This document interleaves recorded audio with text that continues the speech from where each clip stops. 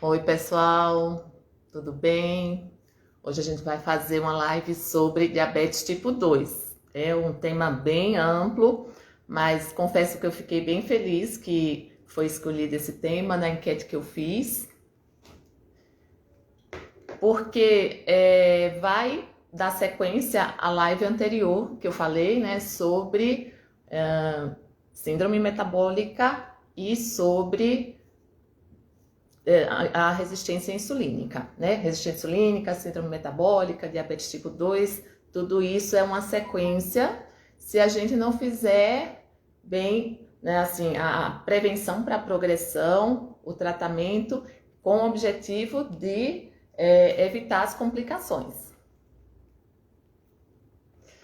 Então, vamos falar sobre o diabetes, né? Diabetes é diabetes mellitus. Diabetes mellitus, essa palavra, ela vem do grego chamado sifão de mel. Porque, né, o diabetes, quando descompensado, a gente tem um quadro de poliúria, que a pessoa tem uma diurese muito aumentada, urina muito, polidípsia, que é muita sede e perda de peso. Mas o que a gente não quer é que tenha o diagnóstico com esse quadro de diabetes. E aí a gente tem vários tipos de diabetes, são 4 grandes grupos de diabetes. O diabetes tipo 1, o diabetes tipo 2, que é o tema dessa live, e o diabetes gestacional, que a gente pode falar à parte, é um tipo de diabetes mais parecido com diabetes tipo 2, mas é próprio da gestação. E outros tipos de diabetes que vale a pena a gente comentar no futuro, o MOD, que é o diabetes monogênico, e também o LADA, que é um tipo 1 mais tardio, vamos dizer assim. Não tem um início tão abrupto como o diabetes tipo 1. E aí, para começar, eu vou falar sobre os critérios de diabetes. Oi, gente, o pessoal tá entrando, Bianca, Vitor, Viviane. Para falar dos critérios de diabetes, hoje os critérios para diabetes é glicemia de jejum a partir de 126 e 2 horas após a curva glicêmica, uma glicemia acima de 200. Nem sempre foi assim, né?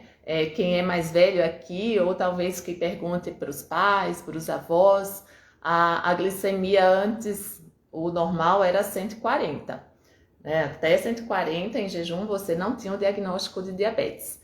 Depois essa glicemia baixou para 110 e depois baixou mais ainda para 100. Então, hoje a gente dá muito mais diagnóstico de diabetes, na verdade, pré-diabetes, né? Então, aqui fazendo as divisões, né? Abaixo de 100 é normal, antes era 110, 140, mas hoje abaixo de 100 é uma glicemia normal. Entre 100 e até 125, né? Abaixo de 126 é pré-diabetes, isso no jejum. E a partir de 126 no jejum é diabetes. Todos esses valores eles têm que ser confirmados em outra ocasião, tá? Ainda tem, né? Assim, então, qual a outra possibilidade? A gente repetir o mesmo teste, uma glicemia de jejum, em outro dia, a gente fazer uma curva glicêmica. Eu gosto muito desse exame, viu? Ele é meio trabalhoso, mas ele pega o diabetes em outro ponto, né? Às vezes a gente tem um jejum normal e depois de uma sobrecarga de glicose, quando a pessoa come, a glicemia sobe demais. E aí a curva glicêmica como é que é feita? A pessoa mede a glicemia no jejum e 2 horas depois de ter ingerido 75 gramas de glicose, mede a glicemia de novo. Os valores que ficam intermediários, né, 2 horas depois da ingestão da glicose, até 140 é normal, entre 140 e 199 pré-diabetes e acima de 200 diabetes. Isso aí, diabetes para todos, sabe? Diabetes tipo 1, tipo 2, como diabetes tipo 2 é mais comum, é o que a gente vê mais na prática também. E hoje também tem a hemoglobina glicada para o diagnóstico de diabetes tipo 2, né? A hemoglobina glicada, tem um post sobre isso, né? Tem as minhas reservas em relação a ela, porque é muito comum a gente pegar pacientes, né, que numa leva de exame já tem glicemia, hemoglobina glicada, e aí vem uma glicemia normal de jejum e uma hemoglobina glicada que pode dar os critérios de pré-diabetes ou diabetes. Diabetes seria a partir de uma hemoglobina glicada de 6,5, né? Então já teria o diagnóstico de diabetes. Mas às vezes, né, principalmente no pré-diabetes, a partir de 5,7, a gente teria aí, acima, né, de 5,7, a gente teria um diagnóstico possível de pré-diabetes ou um risco aumentado para diabetes.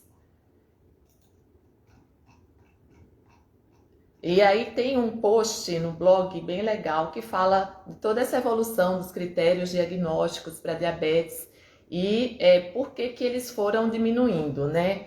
Porque antes a glicemia normal era 170, ou 140, e aí foi para 110, foi para 100.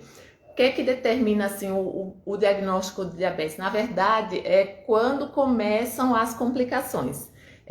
A retinopatia diabética, que é quando o diabetes afeta o olho, né, neuropatia, principalmente retinopatia. A gente vê, né, que os estudos mais antigos viam que tinha alguma lesão da glicemia na retina a partir de uma glicose 140 e depois viu que 110, agora 100. Então, quanto mais aumenta o zoom, né, quanto mais se olha com a lupa de alcance maior ou menor, né, mais esse critério de diagnóstico foi diminuindo.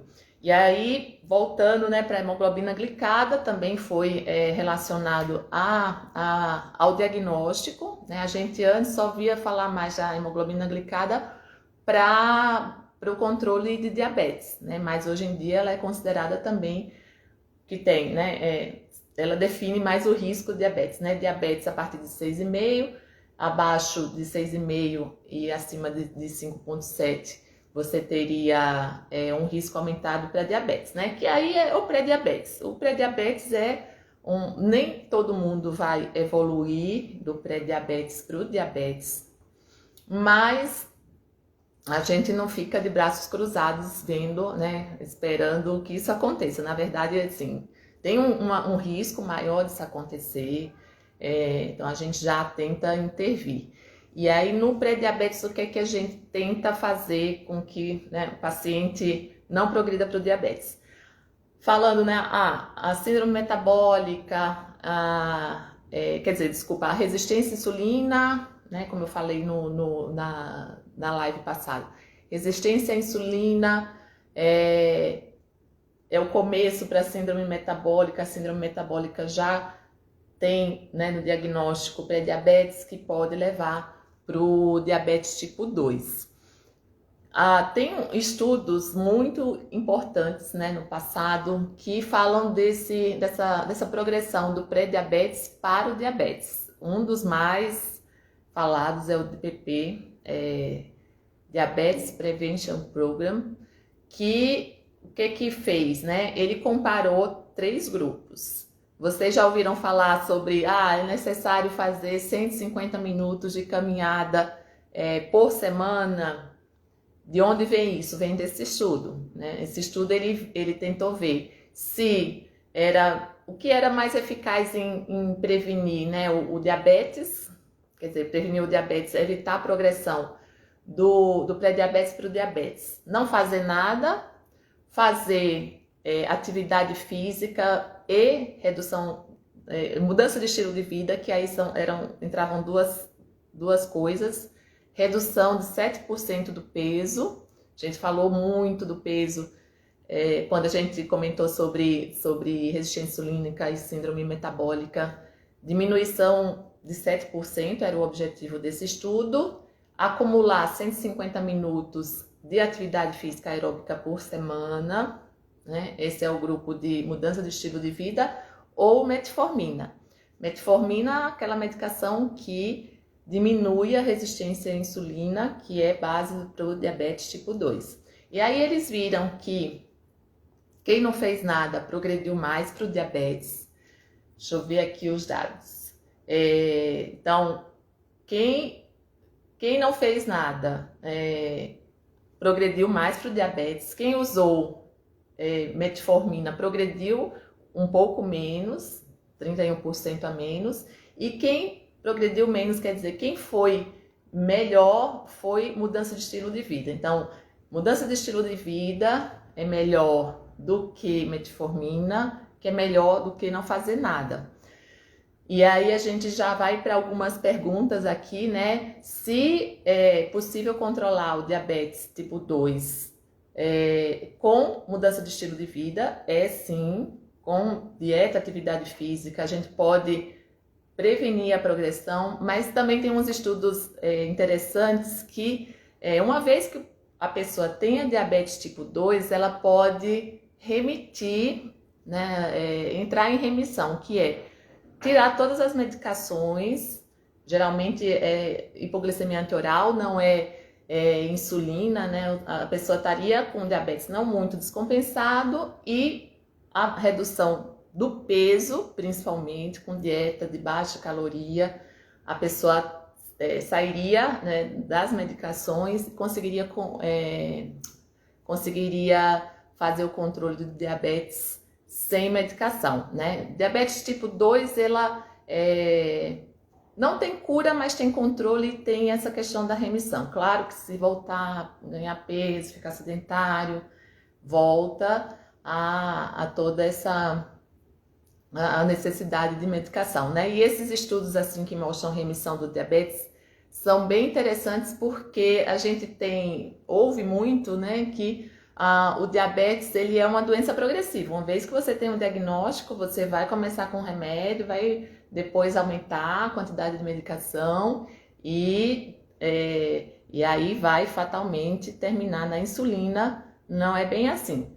Pode-se retardar essa progressão do diabetes tipo 2 com dieta e atividade física, reduzindo peso, né, controlando bem o diabetes, tá? O controle no início do diabetes, né, do diagnóstico, é muito importante para poupar o pâncreas e né, a gente precisar adicionar ou prescrever menos medicação e insulina no futuro.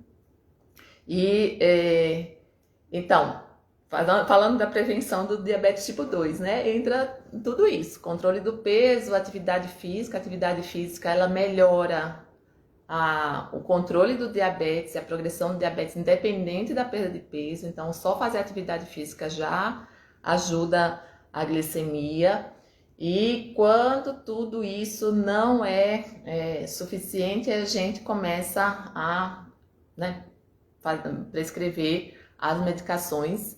E aí eu vou falar da metformina, né? A metformina, ela é a medicação que é a base do tratamento para o diabetes tipo 2, ela age na fisiopatologia, quer dizer, ela age na base do problema, que é a resistência à insulina.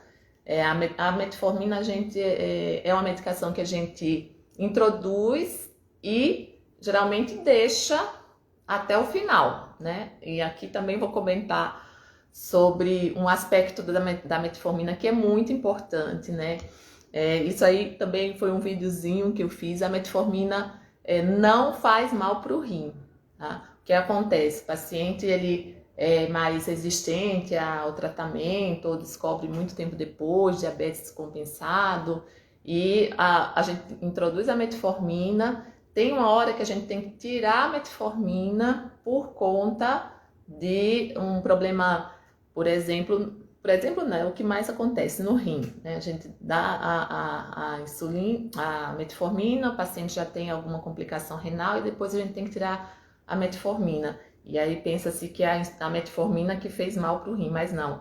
Quem fez mal para o rim foi diabetes controlado, foi pressão não controlada e lípidos, todo esse conjunto de coisas, né? Então a metformina a gente geralmente introduz e deixa até, né, enquanto a função renal do paciente permitir.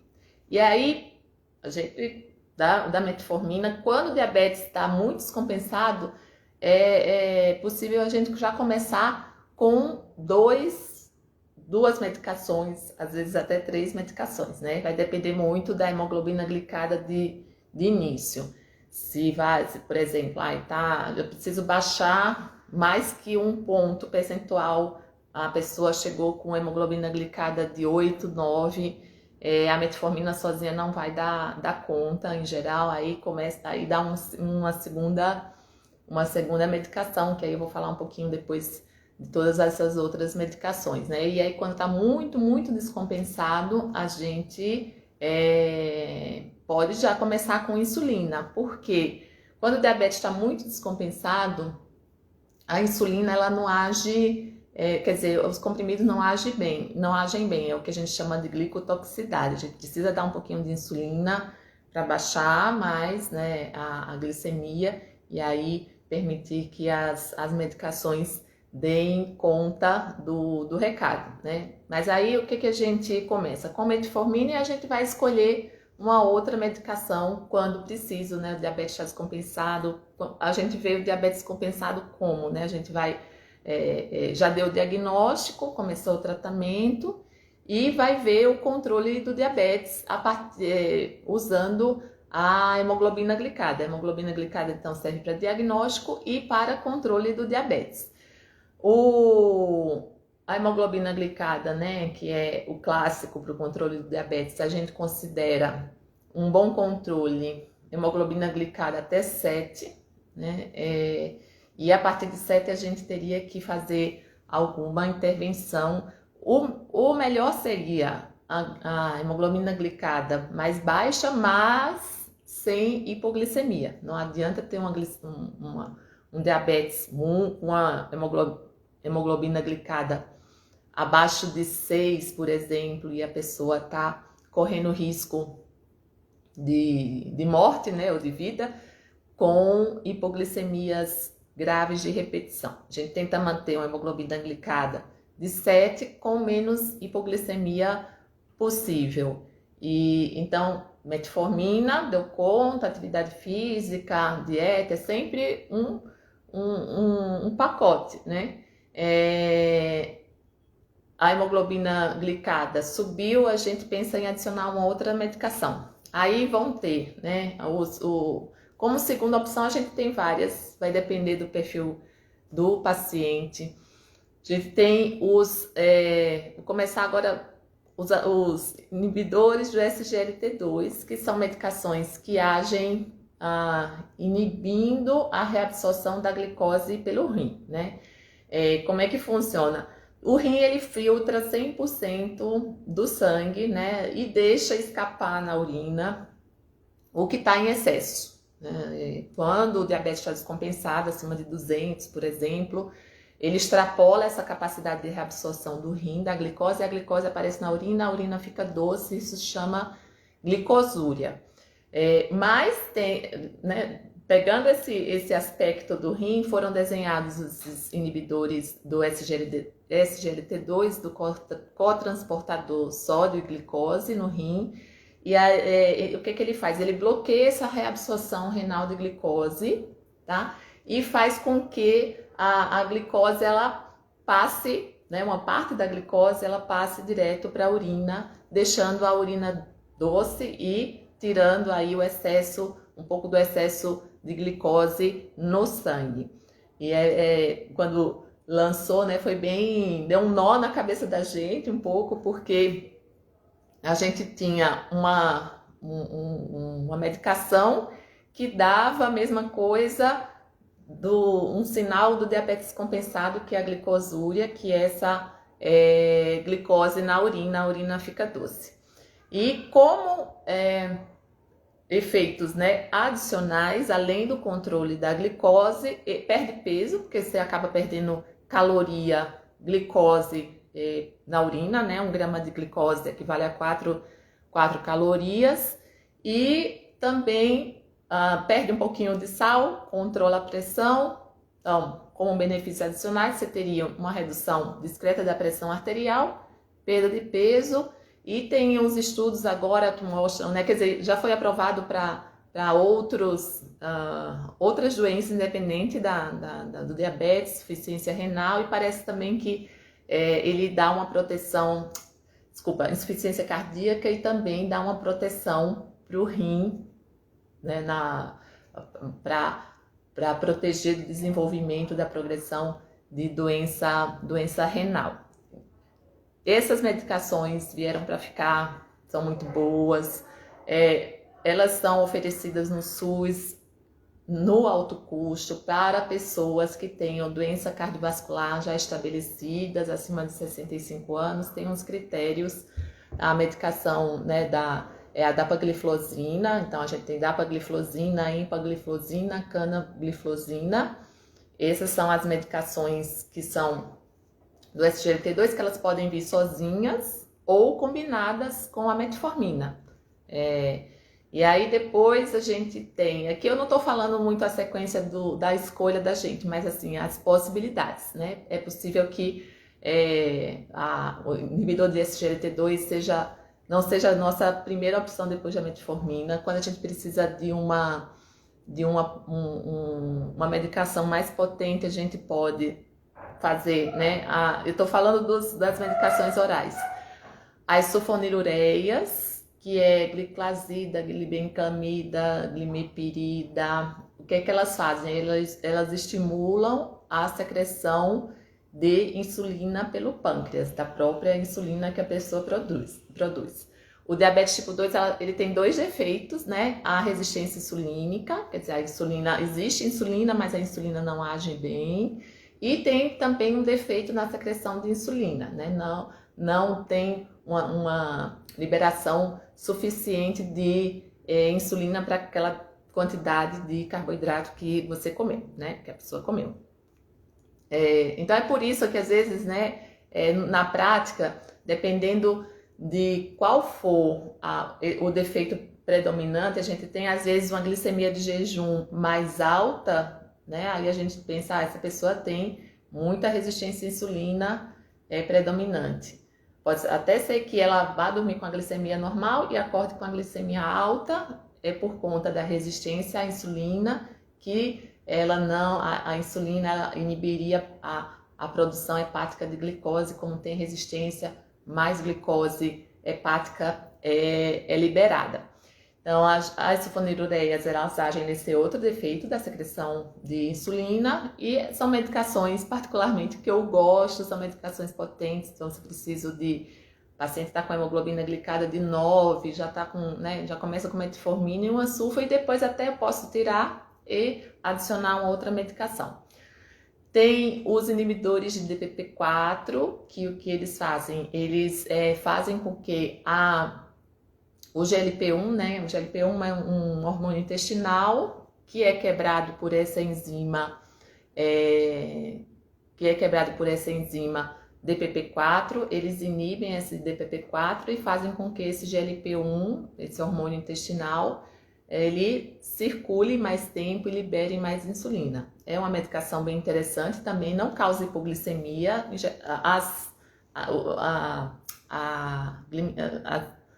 As sulfonilureias, elas costumam causar mais hipoglicemia, né, por conta do mecanismo de ação de liberar a insulina, mas os inibidores de DPP-4, eles não têm esse efeito colateral, né, de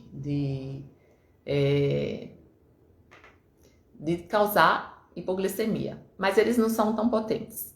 Hoje em dia eles vêm, acho que mais assim, terceira opção, associados à metformina, associados a inibidores de SGLT2, né, que é dapagliflozina, Forxiga, Tigdu, Jardiance, Ternia, aí tem um monte de nome comercial.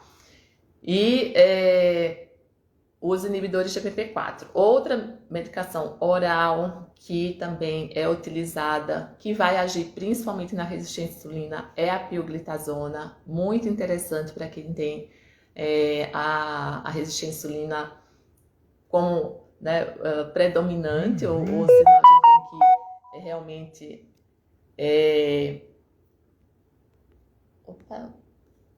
ou a gente tem que cuidar muito desse aspecto, né?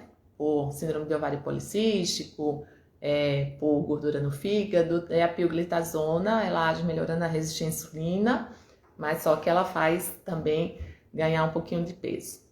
E a das medicações injetáveis, não insulina, a gente tem as várias canetinhas, né? Que são os análogos de GLP-1, os análogos de GLP-1, eles estimulam a secreção de insulina dependente da glicose, quer dizer, só libera insulina se você come, e aumentam a saciedade e a saciação, quer dizer, você sente cheio mais rapidamente ou demora a comer, e qual é o grande benefício dela além da diminuição da glicose, é a perda de peso, né? Então, a primeira medicação, a liraglutida foi lançada, nome comercial, o Victoza, depois veio como liraglutida até 1,8, né, de administração diária, começa com 0,6, 1,2, 1,8, depois vem a liraglutida até 3 miligramas, né? Então você pode aumentar a dose, que vem com outro nome comercial, mas a medicação é exatamente a mesma. Quem não é diabético não costuma ter hipoglicemia, porque ele só controla a glicose quando a pessoa come, mas o efeito de perda de peso se mantém. Eu vou pegar o gancho, esqueci de um oral, mas eu vou falar no final aqui dos análogos de GLP-1. Aí depois tem os análogos de GLP-1 que são semanais, né? Semaglutida, dulaglutida, que tem o mesmo princípio, né? De redução da glicose, redução de perda de peso.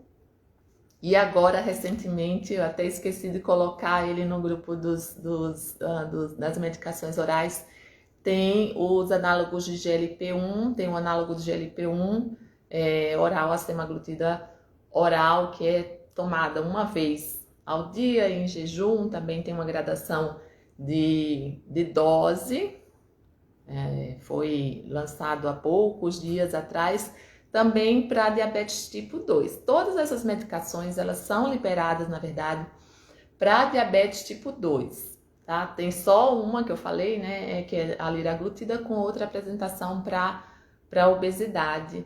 E para uso em obesidade sem diabetes, é necessário que tenha estudos específicos. Muitas vezes a dose muda, né, mas em geral os endócrinos, eles seguem a bula e indicam para pessoas com diabetes tipo 2, vai ter todos esses benefícios. Quando isso não é suficiente, né, a gente tem uma questão de insulina, assim, na verdade os endócrinos gostam muito de insulina, porque a insulina é a medicação mais eficaz quando precisa reduzir, quando a gente precisa de potência para reduzir glicemia, hemoglobina glicada.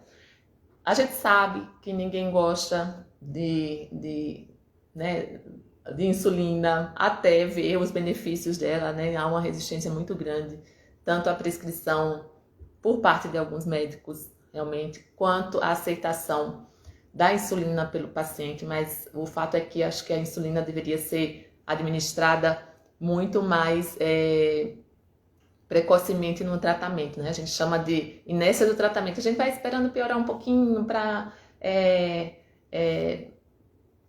introduzir uma medicação mais potente, mas a ideia, na verdade, seria vencer essa inércia e colocar todas as medicações. Estou falando medicação, né? Mas é um pacote: dieta, atividade física, junto com nutricionista, se for possível, educador físico, e todas as medicações agindo em várias frentes aí, para não deixar diabetes compensado muito tempo, porque mesmo que o paciente não sinta nada, glicose vai depositando em olho, em rim, em nervo, e a gente infelizmente ainda vê muita complicação, um pouco menos do que no passado, né? Mas todo Isso aí é para tentar manter uma hemoglobina glicada menor que 7, para evitar complicação. Hoje a gente fala também, além de hemoglobina glicada, de tempo no alvo, né? A hemoglobina glicada é uma média da glicemia, né? Pode ser de 100, né? Variar de 100 a 300, quanto ir ali,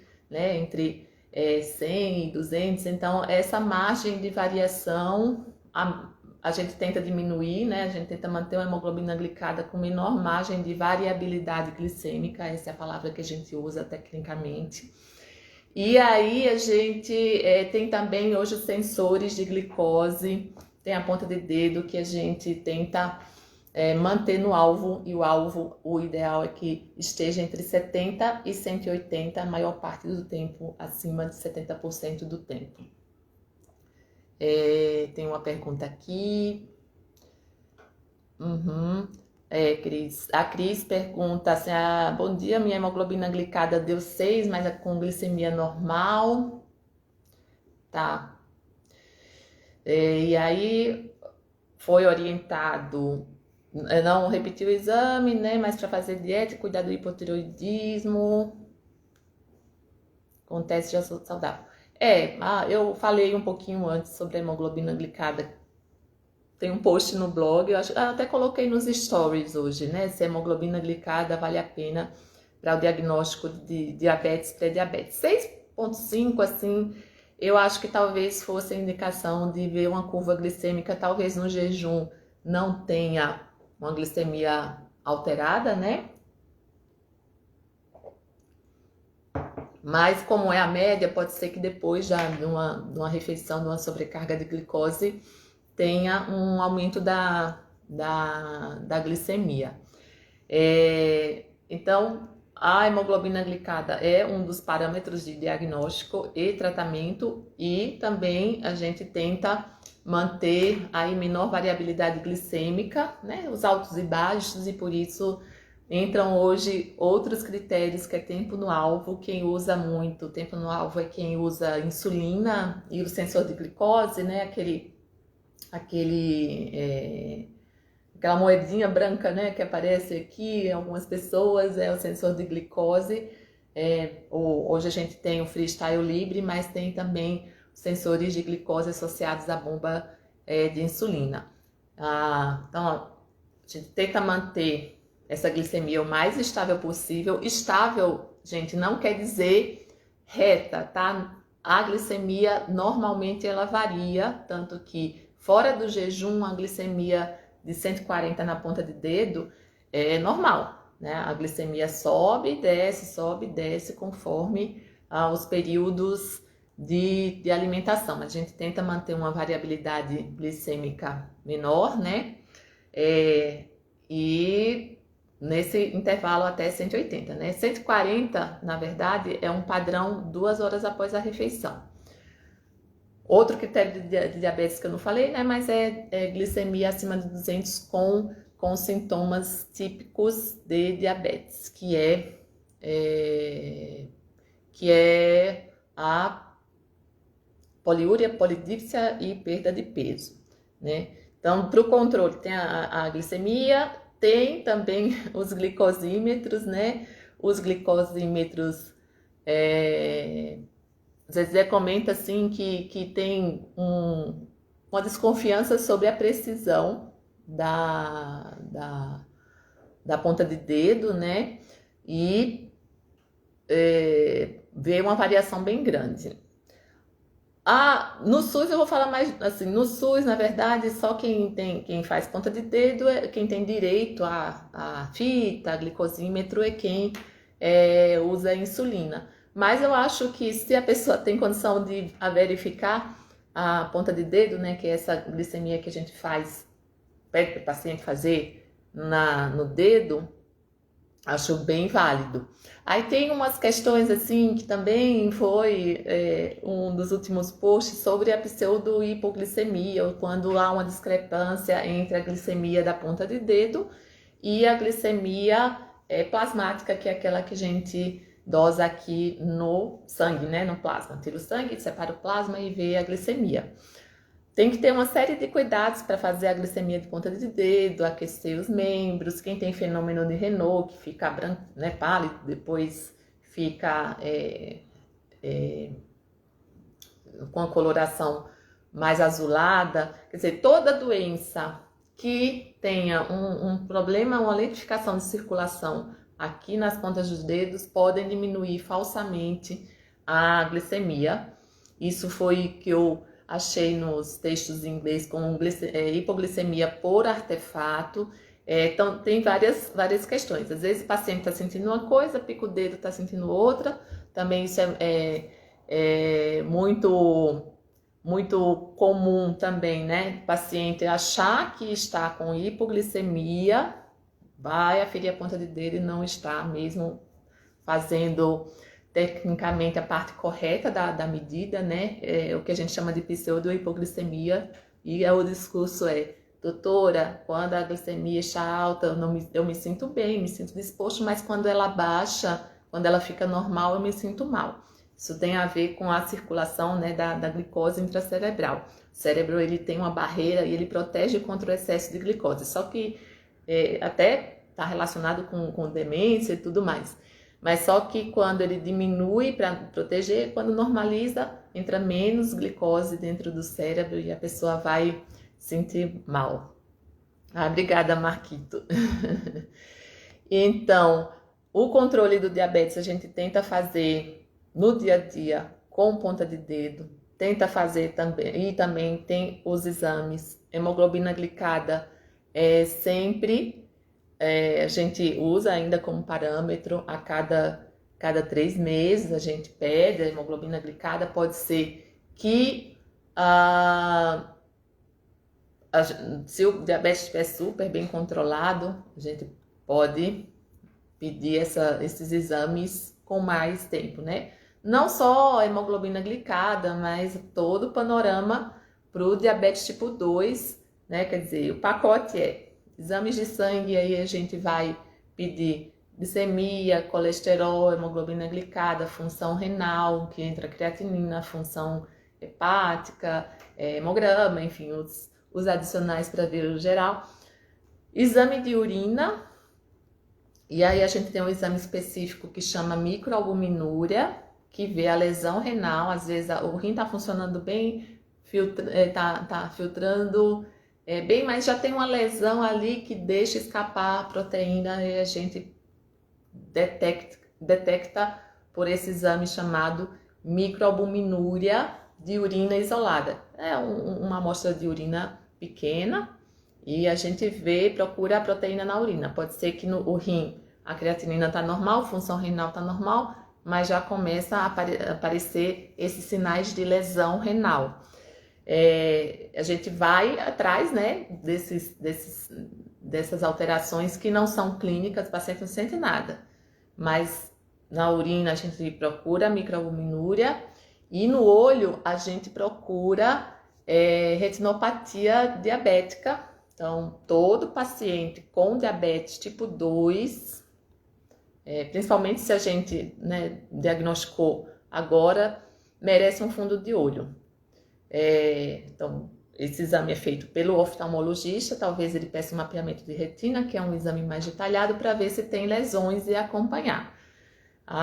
Claro que assim, a tentativa é que o paciente não tenha complicação, mas também, se tiver complicação, que essas complicações progridam, né? Que são as complicações microvasculares, retina, o rim e os nervos da neuropatia periférica, que é aquela sensação, né, de queimação, de dormência nos membros inferiores, como se fosse uma bota, e as macrovasculares, que são as complicações dos grandes vasos.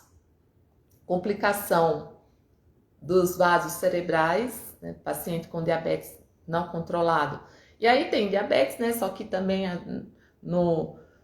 às vezes não é só diabetes, tem hipertensão, tem colesterol alto, tem várias outras coisas, né? Assim, fuma, aumenta bastante o risco de complicação, tanto micro quanto macro, mais clássica para macro, derrame, infarto e insuficiência vascular periférica, que a obstrução, né, nessas áreas. Aqui no cérebro vai dar infarto, derrame, no coração infarto, e nos membros inferiores pode dar essa que a gente chama insuficiência vascular periférica, e o paciente sente dor quando anda, tem que parar, esperar a dor passar e voltar a andar, que é o quadro de claudicação intermitente, que a gente chama, né? Clinicamente, o vascular ele pode ver em conjunto. Gente, deixa eu ver se eu esqueci mais alguma coisa aqui. Eu acho que das perguntas anteriores, né, que me mandaram, foi relacionadas à questão da metformina, né? Se dieta e atividade física é suficiente para controlar o diabetes. No estágio inicial, sim. Às vezes a gente até tem remissão do diabetes com dieta e atividade física. E a live já está acabando. Começou ao meio-dia 15, mas vai ficar gravada aqui, tá?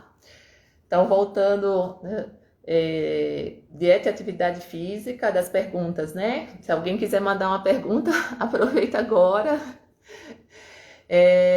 Então, dieta e atividade física, metformina, a gente geralmente deixa e, se for preciso, adiciona algumas outras medicações, né? Essa é a parte do endocrinologista. Até insulina, às vezes é preciso insulina, 2 tipos de insulina, insulina rápida, insulina lenta também para o controle do diabetes. A gente tem que saber usar todo o arsenal para o controle da glicemia e dos outros fatores de risco para a doença cardiovascular, que na verdade, gente, assim, todo mundo fica assustado quando vê alguém amputando a perna, ficando cego, mas as complicações macrovasculares, o infarto é o que mais mata, né? Pacientes com diabetes, né? E também população geral é uma das principais causas de mortalidade. Então, o controle do diabetes, da glicemia é fundamental, do colesterol é fundamental, da pressão também. Essa live vai ficar gravada, tá? Aqui eu falei muito dos temas que eu falei que eu falo no blog. Então tem posts sobre diagnóstico de diabetes, sobre pré-diabetes, sobre medicações, né? Tem vídeos, inclusive, também. Tem no YouTube vídeos diabetes. Assim, diabetes, na verdade, é uma paixão para mim, né? Porque diabetes foi o objeto de estudo, mais diabetes tipo 1, da minha pós-graduação, do meu doutorado na USP. Depois eu continuei trabalhando com diabetes. Quando eu fui médica do Hospital do Servidor Estadual, eu tinha aqui, né, em São Paulo um ambulatório com residentes que era de diabetes tipo 2. Antes era mais focado em diabetes tipo 1, depois tipo 2, enfim, né? Diabetes é um mundo. Se quiser se subespecializar, tem várias possibilidades. Mas contando um pouquinho da história, né? Porque que diabetes para mim é uma paixão. Então, eu fiz pós-graduação em diabetes tipo 1, depois trabalhei com diabetes tipo 2 no Hospital do Servidor Estadual. Depois eu fui para a indústria farmacêutica, passei um tempo lá, trabalhei com diabetes, né? Claro que eu acho que, né, toda essa história acadêmica me fez ser escolhida e trabalhar com diabetes, né? Trabalhei com medicações para diabetes. Depois eu voltei e, assim, diabetes, quem atende no geral, não tem como fugir. É muito, muito comum aqui no consultório, no ambulatório, e a gente vê a incidência, né, do diabetes tipo 2 aumentando em adultos por conta da obesidade, nas crianças também, e espero, enfim, que essa live tenha sido útil para vocês. Como material complementar, tem o blog, né? Blog, post, o link está sempre nos na bio, tá? E eu vou provavelmente na próxima live, devo falar sobre os outros tipos de diabetes ou diabetes tipo 1, né? Manter essa linha aqui de diabetes até esgotar um pouquinho o assunto, mas vai ter uma live especial. Aqui já tô fazendo a propaganda. Provavelmente, ai gente, tô aqui sem o calendário. Mas vai ser uma segunda-feira, acho que 5 de maio. Deixa eu ver. Que eu e uma convidada, dia 2 de maio, vou conversar sobre quando a gente faz cirurgia de tireoide. A convidada vai ser uma cirurgiã de cabeça e pescoço e a gente vai comentar aqui sobre nódulo, tireoide, enfim, todas as técnicas de cirurgia. Já deixo aqui esse convite para vocês, tá? Obrigada, Zé. Bom, da integralidade do cuidado do diabetes sempre, sempre. Aqui é mais fácil falar do que eu faço, né? Mas acho que depois a gente pode conversar sobre fazer convidados de outras áreas. Nutricionista, o que? Psicólogo é fundamental, todos que trabalham com saúde, né? Enfim, é um contexto para o bom controle do diabetes e também, né, os familiares têm que ser trabalhados. O diabetes é uma doença que impacta muito, né? Emocionalmente, socialmente, fisicamente, algumas vezes também. Tá, gente? Então, muito obrigada pela presença aqui de vocês, né? Hoje é véspera de feriado, muito obrigada. Então, duplamente. E até a próxima quarta-feira. O tema da próxima live eu vou divulgar aqui, tá? Beijo, gente. Obrigada. Até mais.